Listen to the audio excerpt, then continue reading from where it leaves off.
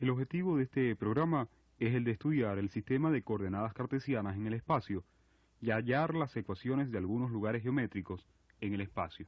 En el programa anterior establecimos una correspondencia biyectiva entre los puntos del plano y pares ordenados de números reales. Estudiamos también los vectores posición. Vimos que las coordenadas de un punto se pueden interpretar como las componentes del vector posición. En el lenguaje del álgebra de vectores hallamos las ecuaciones de rectas, circunferencias y cónicas. Vamos ahora a trasladar estas ideas al espacio. Consideremos tres rectas perpendiculares en el espacio y sea O su punto de intersección. Tenemos la misma unidad de medida en las tres rectas. De esta manera, es posible encontrar una correspondencia biyectiva entre los puntos del espacio y triplos ordenados de números reales. Un punto genérico P puede ser proyectado sobre cada una de las tres rectas. Así es como se establece la correspondencia biyectiva entre los puntos del espacio y los triplos ordenados de números reales. Los números X, Y, Z se llaman coordenadas del punto P respecto al sistema de referencias asignado. Las tres rectas se llaman eje de las X, de las Y y de las Z.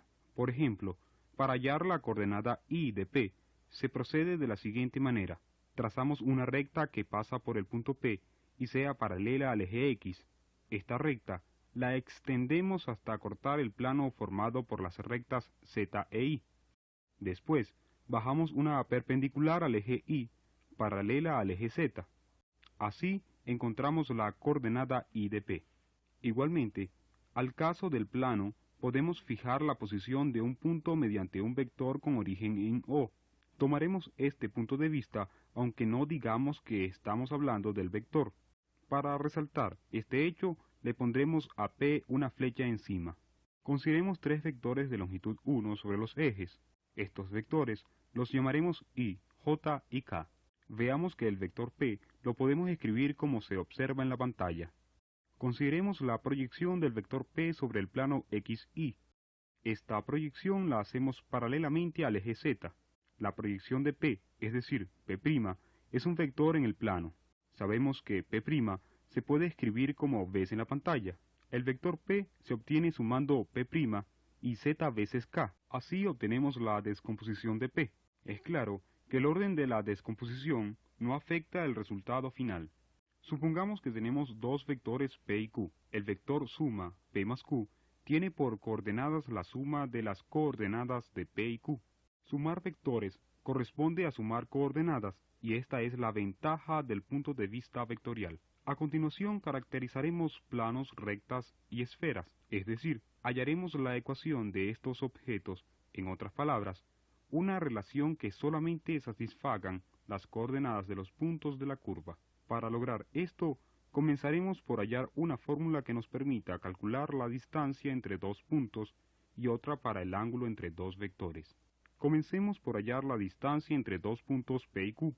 La distancia entre estos dos puntos viene dada por la longitud del vector P menos Q. Las coordenadas del vector P menos Q las puedes ver en la pantalla. Es claro que la longitud del vector P viene dada por el teorema de Pitágoras. El vector P es la hipotenusa. Calculemos la longitud de los catetos. P' es la proyección de P sobre el plano XY. Nosotros sabemos calcular la longitud de P'. La longitud de P' al cuadrado es X al cuadrado más Y al cuadrado. La longitud del otro cateto al cuadrado es Z al cuadrado. Juntando ambos resultados, obtenemos lo escrito en la pantalla. Esto nos da una expresión para calcular la longitud de un vector en función de las coordenadas. Apliquemos esto para calcular la longitud del vector P menos Q. La expresión escrita en la pantalla es la fórmula que nos da la distancia entre dos puntos. Calculemos a continuación el ángulo entre dos vectores P y Q. Consideremos el triángulo de la figura. Φ es el ángulo que queremos calcular. A, B y C son las longitudes de los lados. Aplicamos el teorema del coseno. Despejemos coseno de Φ y con una tabla o una calculadora hallamos el ángulo. Expresemos A, B y C en función de las coordenadas de los vectores. A es la longitud de P, B es la longitud de Q y C es la longitud de P menos Q. En la pantalla puedes ver A, B y C en función de las coordenadas. Sustituyamos estas expresiones en la fórmula del coseno de phi.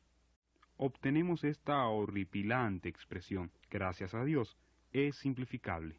En definitiva, obtenemos una expresión un poco más sencilla para el coseno de phi. Sustituyamos las raíces del denominador por sus valores a y b. En la pantalla tenemos una fórmula que nos permite calcular el coseno entre dos vectores en función de las coordenadas de estos vectores. ¿Cuándo dos vectores distintos de cero serán perpendiculares? Evidentemente, cuando el ángulo entre ellos sea pi medios, es decir, el coseno del ángulo entre ellos debe ser cero. La expresión del coseno de phi la puedes ver en la pantalla, igualada a cero. Como el denominador es diferente de cero, entonces el numerador debe ser igual a cero. La expresión de la segunda línea nos da una manera muy cómoda y muy útil para saber cuándo dos vectores son perpendiculares. Hasta ahora hemos seguido paso a paso las mismas técnicas usadas en el programa anterior. Ahora usaremos estos dos resultados para hallar la ecuación del plano y de la esfera. Recordemos cómo hallábamos la ecuación de una recta que pasa por el origen. Tomamos un vector n fijo, perpendicular a la recta. Todos los puntos de la recta son perpendiculares al vector n. Aplicamos la expresión de perpendicularidad entre vectores y obtenemos la relación escrita en la pantalla. Vamos a hacer lo mismo para hallar la ecuación de un plano que pasa por el origen. Tomamos un vector n, perpendicular al plano. Cualquier punto del plano está señalado por un vector perpendicular a n. Si un punto P de coordenadas x, y, z es un punto genérico del plano, sus coordenadas satisfacen la relación escrita en la pantalla. Además, únicamente los puntos del plano satisfacen esta relación. También, cualquier ecuación lineal homogénea, ax más bi más cz igual a 0, representa un plano que pase por O. Este plano es perpendicular al vector de coordenadas a, b, c. Por ejemplo, la ecuación menos x más 2y más 3z igual a 0 representa un plano que pasa por el origen. El vector menos 1, 2, 3 es perpendicular al plano. Otro ejemplo, la ecuación 2y menos 3z igual 0. El vector perpendicular al plano es 0, 2, menos 3. Observa que el hecho de que el coeficiente de las x sea 0 en la ecuación significa que el plano contiene al eje x. Consideremos ahora un plano pi que no pase por el origen. Tratemos de determinar su ecuación. Consideremos un punto Q sobre el plano pi y un plano pi' que sea paralelo a pi, pasando por el origen. Es claro que podemos obtener a pi trasladando pi' según el vector Q. Sea P un punto genérico sobre el plano pi. El vector P menos Q está en el plano pi'. Las coordenadas de P menos Q las puedes ver en la pantalla. Como el vector P menos Q está en el plano pi', entonces se satisface la relación escrita en la pantalla. Esta es la ecuación de un plano que no pasa por el origen. Observemos el significado de los coeficientes L, M y N, y de los números x0, y0 y z0. L, M y N son las coordenadas de un vector perpendicular al plano pi'. x0, y0 y z0 son las coordenadas de un punto fijo en el plano.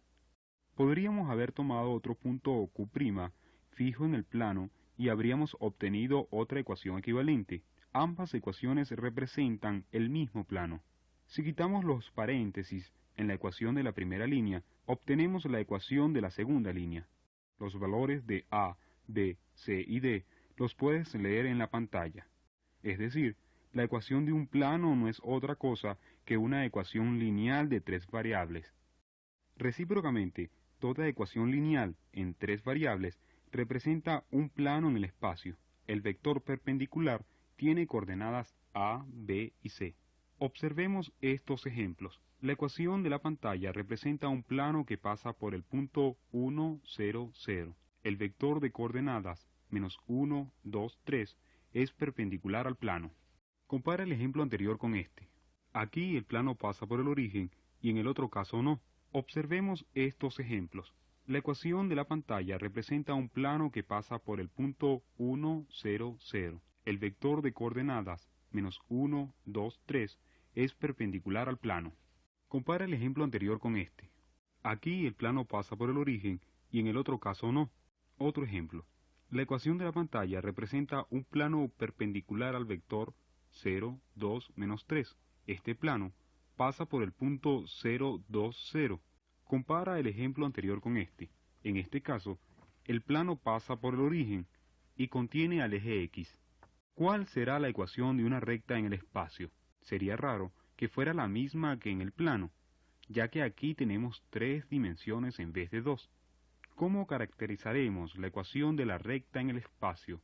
Recuerda que una recta es la intersección de dos planos. Las coordenadas de los puntos de la recta deben satisfacer simultáneamente las ecuaciones de estos planos.